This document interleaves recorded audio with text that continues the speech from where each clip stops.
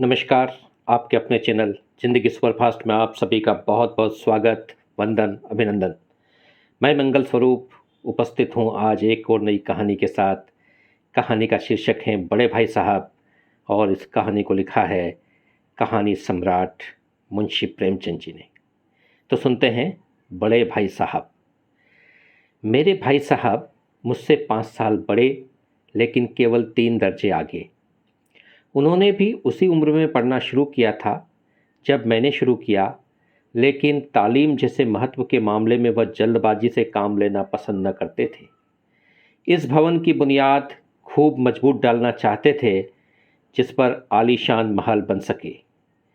1 साल का काम 2 साल में करते थे, कभी कभी 3 साल भी लग जाते थे।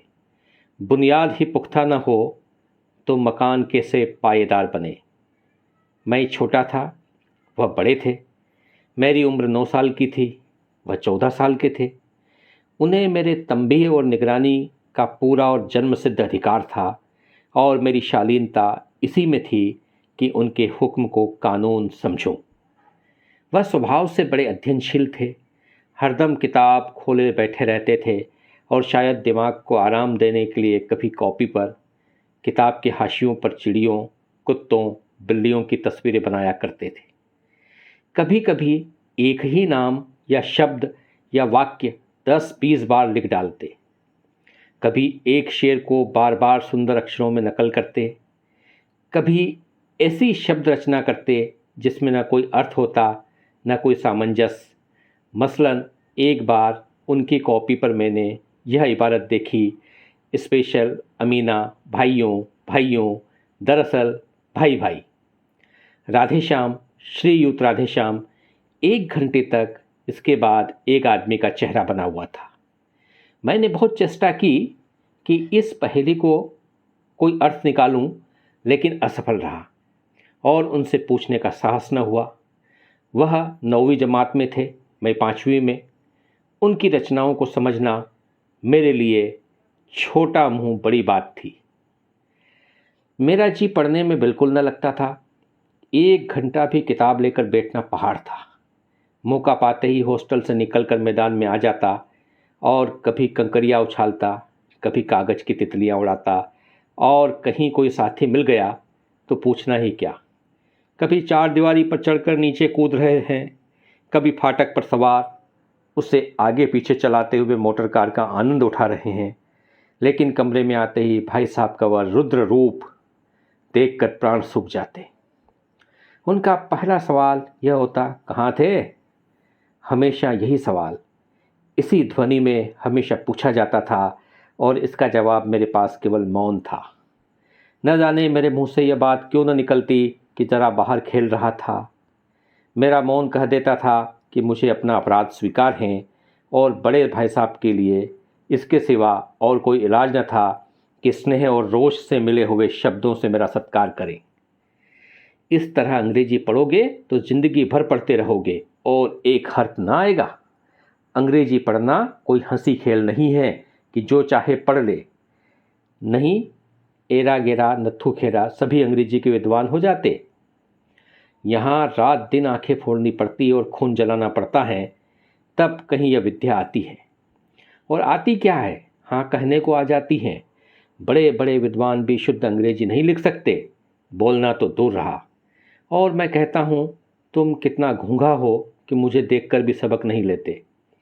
मैं कितनी मेहनत करता हूँ, यह तुम अपनी आँखों से देखते हो। अगर नहीं देखते तो यह तुम्हारी आँखों का कसूर है, तुम्हारी बुद्धि का कसूर है। इतने मेले तमाशे होते हैं, मुझे तुमने कभी देखने को जाते हुए देखा है? रोज़ ही क्रिकेट और हॉकी मैच होते हैं, मैं पास नहीं फटकता, हमेशा पढ़ता रहता हूँ। उस पर भी 1-1 दर्जे में 2-2, 3-3 साल पढ़ा रहा हूँ। फिर भी तुम कैसे आशा करते हो कि तुम यूँ खेल कूद में वक्त गंवाकर पास हो जाओगे? मुझे तो 2 ही 3 साल लगते हैं, तुम उम्र भर इसी दर्जे में पड़े सड़ते रहोगे। अगर तुम्हें इस तरह उम्र गंवानी है तो बेहतर है घर चले जाओ और मज़े से गुल्ली डंडा खेलो। दादा की गाड़ी कमाई के रुपए क्यों बर्बाद करते हो? मैं यह रताड़ सुनकर आंसू बहाने लगता। जवाब ही क्या था। अपराध तो मैंने किया, लताड़ कौन सहे। भाई साहब उपदेश की कला में निपुण थे। ऐसी ऐसी लगती बातें कहते, ऐसे ऐसे सुक्ति बाण चलाते कि मेरे जिगर के टुकड़े टुकड़े हो जाते और हिम्मत टूट जाती। इस तरह जान तोड़कर मेहनत करने की शक्ति मैं अपने में न पाता था और उस निराशा में जरा देर के लिए मैं सोचने लगता, क्यों न घर चला जाऊं। जो काम मेरे बूते के बाहर हैं उसमें हाथ डालकर क्यों अपनी ज़िंदगी खराब करूं। मुझे अपना मूर्ख रहना मंजूर था, लेकिन उतनी मेहनत से मुझे तो चक्कर आ जाता था। लेकिन घंटे 2 घंटे बाद निराशा के बादल फट जाते और मैं इरादा करता कि आगे से खूब जी लगाकर पढ़ूंगा। चटपट एक टाइम टेबल बना डालता, बिना पहले से नक्शा बनाए कोई स्कीम तैयार किए काम कैसे शुरू करूं। टाइम टेबल में खेल कूद की मत बिल्कुल उड़ जाती। प्रातःकाल 6 बजे उठना, मुंह हाथ धो नाश्ता कर पढ़ने बैठ जाना। 6 से 8 तक अंग्रेजी, 8 से 9 तक का हिसाब, 9 से 9:30 तक इतिहास, फिर भोजन और स्कूल। 3:30 बजे स्कूल से वापस होकर आधा घंटा आराम, 4 से 5 भूगोल, 5 से 6 तक ग्रामर, आधा घंटा हॉस्टल के सामने ही टहलना, 6:30-7 तक अंग्रेजी कंपोजिशन, फिर भोजन करके 8 से 9 तक अनुवाद, 9 से 10 तक हिंदी, 10 से 11 तक विविध विषय, फिर विश्राम। मगर टाइम टेबल बना लेना एक बात है, उस पर अमल करना दूसरी बात। पहले ही दिन उसकी अवहेलना शुरू हो जाती। मैदान की वह सुखद हरियाली, हवा के हल्के हल्के झोंके, फुटबॉल की वह उछल कूद, कबड्डी के वह दाव घात, वॉलीबॉल की वह तेजी और फुर्ती मुझे अज्ञात और अनिवार्य रूप से खींच ले जाती और वहाँ जाते ही मैं सब कुछ भूल जाता। वह जानलेवा टाइम टेबल, वह आँख फोड़ पुस्तकें किसकी याद रहती है। और भाई साहब को नसीहत और फजीयत का अवसर मिल जाता। मैं उनके साये से भागता, उनकी आंखों से दूर रहने की चेष्टा करता, कमरे से इस तरह दबे पांव आता कि उन्हें खबर न हो, मगर नज़र मेरी और उठी और मेरे प्राण निकले। हमेशा सिर पर एक नंगी तलवार सी लटकी मालूम होती। फिर भी जैसे मौत और विपत्ति के बीच भी आदमी मोह और माया का बंधन में जकड़ा रहता है, मैं फटकार और खुड़कियाँ खाकर भी खेल कूद का तिरस्कार न कर सकता था। सालाना इम्तिहान हुआ, भाई साहब फेल हो गए, मैं पास हो गया और दर्जे में प्रथम आया। मेरे और उनके बीच केवल 2 साल का अंतर रह गया। जी मैं आया, भाई साहब को आड़े हाथों लूँ, आपकी वह घोर तपस्या कहाँ गई। मुझे देखिए, मज़े से खेलता भी रहा और दर्जे में अव्वल भी हूँ। लेकिन वह इतने दुखी और उदास थे कि मुझे उनसे दिल में हमदर्दी हुई और उनके घाव पर नमक छिड़कने का विचार ही लज्जास्पद जान पड़ा। हाँ, अब मुझे अपने ऊपर कुछ अभिमान हुआ और आत्मसम्मान भी बढ़ा। भाई साहब का वह रोब मुझ पर न रहा। आज़ादी से खेल कूद में शरीक होने लगा। दिल मजबूत था। अगर उन्होंने फिर मेरी फजीयत की तो साफ कह दूंगा, आपने अपना खून जलाकर कौन सा तीर मार लिया। मैं तो खेलते कूदते दर्जे में अव्वल आ गया। जवान से यह हेकड़ी जताने का साहस न होने पर भी मेरे रंग ढंग से साफ जाहिर होता था कि भाई साहब का वह आतंक मुझ पर नहीं था। भाई साहब ने इसे भांप लिया। उनकी सहज बुद्धि बड़ी तीव्र थी और एक दिन जब मैं भोर का सारा समय गुल्ली डंडे की भेंट करके ठीक भोजन के समय लौटा तो भाई साहब ने मानो तलवार खींच ली और मुझ पर टूट पड़े। देखता हूँ इस साल पास हो गए और दर्जे में अव्वल आ गए, तो तुम्हें दिमाग हो गया। मगर भाईजान, घमंड तो बड़े बड़े का नहीं रहा, तुम्हारी क्या हस्ती है। इतिहास में रावण का हाल तो पढ़ा ही होगा। उसके चरित्र से तुमने कौन सा उपदेश लिया, या यूं ही पढ़ गए। महज इम्तिहान पास कर लेना कोई चीज़ नहीं, असल चीज़ है बुद्धि का विकास। जो कुछ पढ़ो उसका अभिप्राय समझो। रावण भूमंडल का स्वामी था। ऐसे राजाओं को चक्रवर्ती राजा कहते हैं। आजकल अंग्रेज़ों के राज्य का विस्तार बहुत बड़ा हुआ है, पर उन्हें चक्रवर्ती नहीं कह सकते। संसार में अनेक राष्ट्र अंग्रेज़ों का आधिपत्य स्वीकार नहीं करते, बिल्कुल स्वाधीन है। रावण चक्रवर्ती राजा था।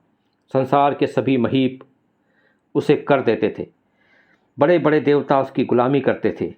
आग और पानी के देवता भी उसके दास थे। मगर उसका अंत क्या हुआ? घमंड ने उसका नाम निशान तक मिटा दिया। कोई उसे एक चुल्लू पानी देने वाला भी न बचा। आदमी और जो कुकर्म चाहे करे, पर अभिमान न करे। इतराए नहीं, अभिमान किया और दीन दुनिया दोनों से गया। शैतान का हाल ही भी पड़ा ही होगा। उसे यह अभिमान हुआ कि ईश्वर का उससे बढ़कर सच्चा भक्त कोई है ही नहीं। अंत में यह हुआ कि स्वर्ग से नरक में धकेल दिया गया। शाही रूम ने भी एक बार अहंकार किया था, भीख मांग मांग कर मर गया। तुमने तो अभी केवल एक दर्जा पास किया है और अभी से तुम्हारे सिर फिर गया है। तब तो तुम आगे बढ़ चुके। यह समझ लो कि तुम अपनी मेहनत से नहीं पास हुए। अंधे के हाथ बटेर लग गई, मगर बटेर केवल एक बार हाथ लग सकती हैं, बार बार नहीं लग सकती। कभी कभी गुल्ली डंडे से भी अंधा चोट निशाना पड़ जाता है। इससे कोई सफल खिलाड़ी नहीं हो जाता। सफल खिलाड़ी वह है जिसका कोई निशाना खाली न जाए। मेरे फेल होने पर मत जाओ। मेरे दर्जे में आओगे तो दांते पसीना आ जाएगा।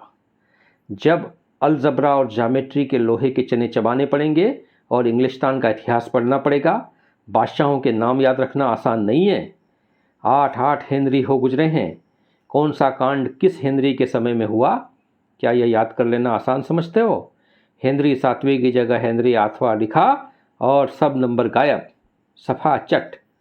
सिफर भी न मिलेगा, सिफर भी हो किस ख्याल में? दर्जनों तो जेम्स हुए हैं, दर्जनों विलियम, कोड़ियों चार्ल्स। दिमाग चक्कर खाने लगता है, आंधी रोग हो जाता है। इन अभागों के नाम भी न जुड़ते हैं। एक ही नाम के पीछे दोयम सोयम चहारुम पंचुम लगाते चले गए। मुझसे पूछते तो 10 लाख नाम बता देता। और ज्योमेट्री तो बस खुदा ही पनाह। अ ब ज की जगह अ ब ज लिख दिया और सारे नंबर कट गए। कोई इन निर्दयी मुमतहीनों से नहीं पूछता कि आखिर अ ब ज और अ ज ब में क्या फ़र्क है, और व्यर्थ की बात के लिए क्यों छात्रों का खून करते हो? दाल भात रोटी खाई या भात दाल रोटी खाई, इसमें क्या रखा है? मगर इन परीक्षकों का क्या परवाह। वह तो देखते ही देखते जो पुस्तक में लिखा है चाहते हैं कि लड़के अक्षर अक्षर रट डालें, और इसी रटन का नाम शिक्षा रख छोड़ा है। और आखिर इन बेसिर पैर की बातों के पढ़ने से क्या फ़ायदा? इस रेखा पर वह लंब गिरा दो तो आधार लंब से दुगना होगा। पूछिए इससे प्रयोजन क्या है? दुगना नहीं चौगुना हो जाए या आधा ही रहे, मेरी बला से, लेकिन परीक्षा में पास होना है तो यह सब खुरापात याद करनी पड़ेगी। कह दिया, समय की पाबंदी पर एक निबंध लिखो जो 4 पन्नों से कम न हो। अब आप कॉपी सामने खोलें, कलम हाथ में लिए उसके नाम को रोइए। कौन नहीं जानता कि समय की पाबंदी बहुत अच्छी बात है। इससे आदमी के जीवन में संयम आ जाता है, दूसरों का उस पर स्नेह होने लगता है और उसके कारोबार में उन्नति होती है। लेकिन इस जरा सी बात पर 4 पन्ने कैसे लिखें? जो बात एक वाक्य में कही जा सके उसे 4 पन्नों में लिखने की ज़रूरत क्या है? मैं तो इसे हिमाकत कहता हूँ। यह तो सब समय की किफ़ायत नहीं बल्कि उसका दुरुपयोग है कि व्यर्थ में किसी बात को ठूस दिया जाए। हम चाहते हैं आदमी को जो कुछ कहना हो चटपट कह दे और अपनी राह ले, मगर नहीं, आपको 4 पन्ने रंगने पड़ेंगे, चाहे जैसे लिखिए, और पन्ने भी पूरे फुल स्केप आकार की। यह छात्रों पर अत्याचार नहीं तो और क्या है? अनर्थ तो यह है कि कहा जाता है संक्षेप में लिखो। समय की पाबंदी पर संक्षेप में एक निबंध लिखो जो 4 पन्नों से कम न हो। ठीक, संक्षेप में तो 4 पन्ने हुए, नहीं तो शायद 200 पन्ने लिखवाते। तेज भी दौड़िए और धीरे धीरे भी। है उल्टी बात, है या नहीं? बालक भी इतनी सी बात समझ सकता है, लेकिन इन अध्यापकों को इतनी तमीज भी नहीं। उस पर दावा है कि हम अध्यापक हैं। मेरे दर्जे में आओगे लाला तो ये सारे पापड़ बेलने पड़ेंगे और तब आटे दाल के भाव मालूम होंगे। इस दर्जे में अव्वल आ गए तो ज़मीन पर पाँव नहीं रखते। इसलिए मेरा कहना मानिए, लाख फेल हो गया हूँ लेकिन तुमसे बड़ा हूँ। संसार का मुझे तुमसे कहीं ज़्यादा अनुभव है। जो कुछ कहता हूँ उसे गिरह बांधिए, नहीं तो पछताइएगा। स्कूल का समय निकट था। नहीं ईश्वर जाने यह उपदेशमाला कब समाप्त होती। भोजन आज मुझे निस्वाद सा लग रहा था। जब पास होने पर यह तिरस्कार हो रहा है तो फेल हो जाने पर तो शायद प्राण ही ले लिए जाए। भाई साहब ने अपने दर्जे की पढ़ाई का जो भयंकर चित्र खींचा था, उसने मुझे भयभीत कर दिया। स्कूल छोड़कर घर नहीं भागा, यही ताज्जुब है, लेकिन इतने तिरस्कार भी पुस्तकों में मेरी अरुचि जो की त्यों बनी रही। खेल कूद का कोई अवसर हाथ से न जाने देता। पढ़ता भी, मगर बहुत कम। बस इतना कि रोज़ टास्क पूरा हो जाए और दर्जे में जलील न होना पड़े। अपने ऊपर जो विश्वास पैदा हुआ था वह फिर लुप्त हो गया और फिर चोरों का सा जीवन कटने लगा। फिर सालाना इम्तहान हुआ और कुछ ऐसा संयोग हुआ कि मैं फिर पास हुआ और भाई साहब फिर फेल हो गए। मैंने बहुत मेहनत नहीं की, पर न जाने कैसे दर्जे में अव्वल आ गया। मैंने खुद अचरज हुआ। भाई साहब ने प्राण तक परिश्रम किया, कोर्स का एक एक शब्द चाट गए थे। 10 बजे रात तक इधर और 4 बजे भोर से उधर। 6 से 9:30 तक स्कूल जाने के पहले मुद्रा क्रांतिहीन हो गई थी, मगर बेचारे फेल हो गए। मुझे उन पर दया आती थी। नतीजा सुनाया गया तो वह रो पड़े और मैं भी रोने लगा। अपने पास होने की खुशी आधी हो गई। मैं भी फेल हो गया होता तो भाई साहब को इतना दुख न होता, लेकिन विधि की बात कौन टाले। मेरे और भाई साहब के बीच अब केवल एक दर्जे का अंतर रह गया। मेरे मन में एक कुटिल भावना उदय हुई कि कहीं भाई साहब 1 साल और फेल हो जाएं तो मैं उनके बराबर हो जाऊं। फिर वह किस आधार पर मेरी फजीहत कर सकेंगे। लेकिन मैंने इस विचार को दिल से बलपूर्वक निकाल डाला। आखिर वह मुझे मेरे हित के विचार से ही तो डांटते हैं। मुझे इस वक्त अप्रिय लगता है, परंतु वह शायद उनके उपदेशों का ही असर है कि मैं दनादन पास हो जाता हूँ और इतने अच्छे नंबरों से। अब भाई साहब कुछ नरम पड़ गए थे। कई बार मुझे डांटने का अवसर पाकर भी उन्होंने धीरज से काम लिया। शायद अब वह खुद समझने लगे थे कि मुझे डांटने का अधिकार उन्हें नहीं रहा, या रहा भी तो बहुत कम। मेरी स्वच्छंदता भी बढ़ी। मैं उनकी सहिष्णुता का अनुचित लाभ उठाने लगा। मुझे कुछ ऐसी धारणा हुई कि मैं पास ही हो जाऊंगा, पढ़ूं या ना पढ़ूं, मेरी तकदीर बलवान है। इसलिए भाई साहब के डर से जो थोड़ा बहुत पढ़ लिया करता था वह भी बंद हो गया। मुझे कनकोए उड़ाने का बड़ा शौक़ था। नया नया शौक़ पैदा हो गया था और अब सारा समय पतंगबाजी की ही भेंट होता था। फिर भी मैं भाई साहब की अदब करता था और उनसे नज़र चुराकर कनकोए उड़ाता था। मांझा देना, कन्ने बांधना, पतंग टूर्नामेंट की तैयारियां आदि समस्याएं सब गुप्त रूप से हल हो जाती थीं। मैं भाई साहब को यह संदेश न करने देना चाहता था कि उनका सम्मान और लिहाज मेरी नज़रों में कम हो गया है। एक दिन संध्या के समय हॉस्टल से दूर में एक कनकोए लूटता बेतहाशा दौड़ता जा रहा था। आंखें आसमान की ओर थी और मन उस आकाशगामी पथिक की ओर जो मंद गति से झूमता पवन की ओर चला आ रहा था। मानो कोई आत्मा स्वर्ग से निकलकर विरक्त मन में नए संस्कार ग्रहण करने जा रही हो। बालकों की पूरी सेना लग्गे और झाड़दार बांस लिए हुए उनका स्वागत करने को दौड़ी आ रही थी। किसी को अपने आगे पीछे की खबर न थी। सभी मानो उस पतंग के साथ ही आकाश में उड़ रहे थे, जहाँ सब कुछ समतल हैं, न मोटर कारें हैं, न ट्राम हैं, न गाड़ियाँ हैं। सहसा भाई साहब से मेरी मुठभेड़ हो गई, जो शायद बाजार से लौटे थे। उन्होंने वहीं हाथ पकड़ लिया और उग्र भाव से बोले, इन बाजारी लोंडों के साथ धेले के कनकोए के लिए दौड़ते तुम्हें शर्म नहीं आती? तुम्हें इसका भी कुछ लिहाज नहीं कि अब नीची जमात में नहीं हो, बल्कि 8वीं जमात में आ गए हो और मुझसे केवल 1 दर्जा नीचे हो। आखिर आदमी को कुछ तो अपनी पोजीशन का ख्याल रखना चाहिए। एक ज़माना था कि लोग 8वां दर्जा पास करके नायब तहसीलदार हो जाते थे। मैं कितने ही मिडिल चिड़ियों को जानता हूँ जो आज अव्वल दर्जे के डिप्टी मजिस्ट्रेट या सुपरिटेंडेंट हैं। कितने ही 8वीं जमात वाले हमारे लीडर और समाचार पत्रों के संपादक हैं। बड़े बड़े विद्वान उनकी मातहती में काम करते हैं और तुम उसी 8वें दर्जे में आकर बाजारी लोडों के साथ कनकोए के लिए दौड़ रहे हो। मुझे तुम्हारी इस कम अक्ली पर दुख होता है। तुम ज़हीन हो, इसमें शक नहीं, लेकिन वह जेहन किस काम का जो हमारे आत्मगौरव की हत्या कर डाले। तुम अपने दिल में समझते होंगे मैं भाई साहब से महज 1 दर्जा नीचे हूँ और अब उन्हें मुझको कुछ कहने का हक नहीं। लेकिन यह तुम्हारी गलती है। मैं तुमसे 5 साल बड़ा हूँ और चाहे आज तुम मेरी ही जमात में आ जाओ और परीक्षकों का यह हाल है तो निस्संदेह अगले साल तुम मेरे समकक्ष हो जाओगे।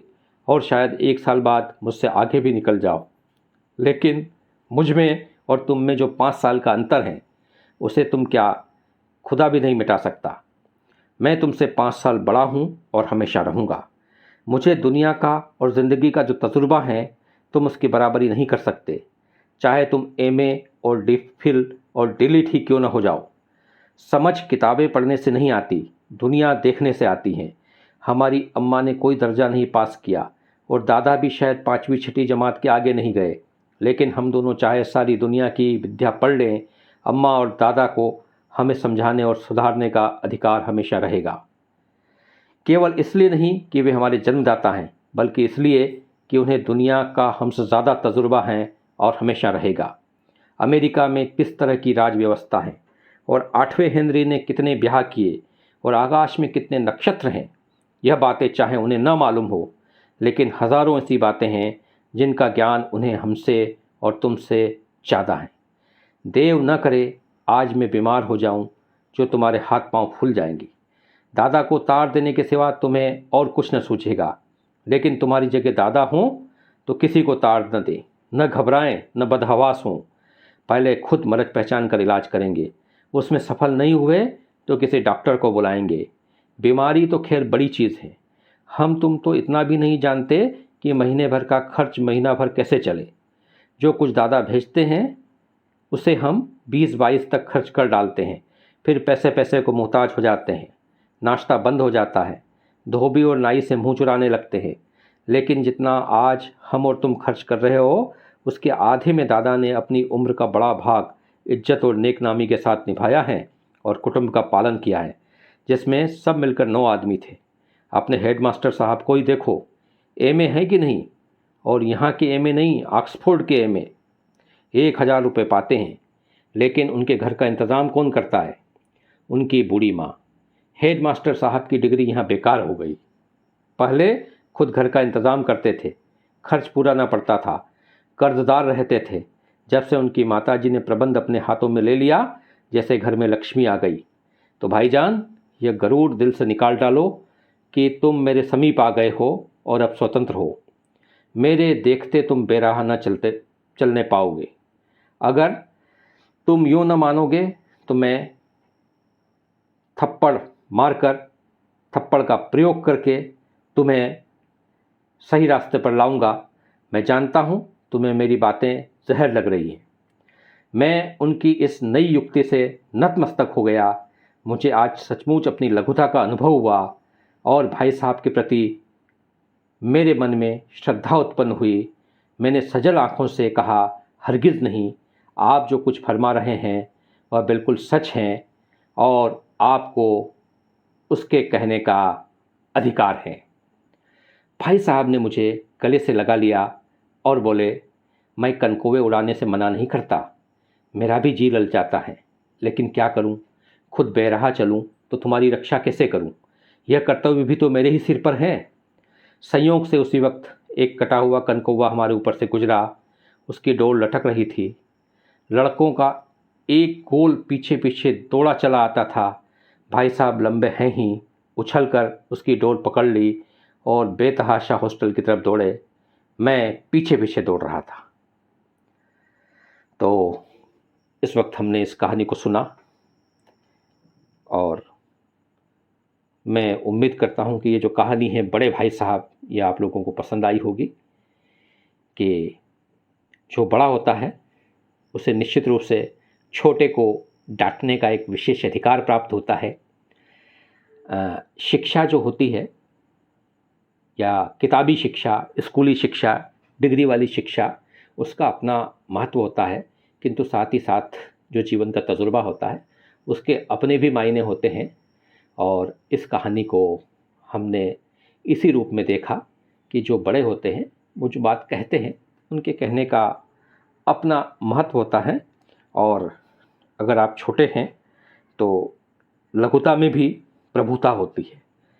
जब हम अपने बड़ों की बातों को सुनते हैं, मानते हैं, तो निश्चित रूप से आगे बढ़ने में हमें और सहायता मिलती है। तो आपने इस कहानी को सुना, और अंत में एक निवेदन कि आपको यदि ये कहानी पसंद आई हो तो इसे आप अपने दोस्तों के साथ शेयर करें, उन्हें उपहार के रूप में भेज दें हिंदी प्रेमियों को, और इसे लाइक भी कर दें, इसे पसंद भी करें, शेयर भी कर दें।